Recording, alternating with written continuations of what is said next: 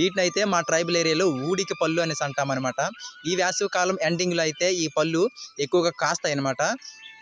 ఈ సీజన్లోనే మనకి ఎక్కువగా కనిపిస్తాయి ఈ పళ్ళు, ఈ ఊడిక పళ్ళు అనేవి.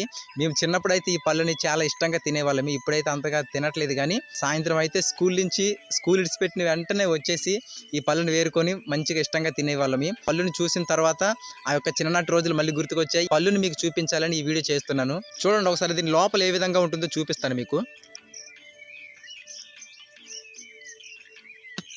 చూడండి, బయటికి తొక్క అయితే బ్లాక్గా ఉంటుంది, కానీ లోపల అయితే వైట్గా ఉంటుంది. ఒకటే పెక్కు ఉంటుంది అనమాట. చూడండి ఒకసారి, చూడండి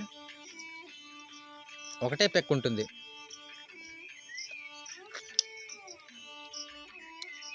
చూడండి సింగిల్గా ఉంది ఒకటే పెక్క.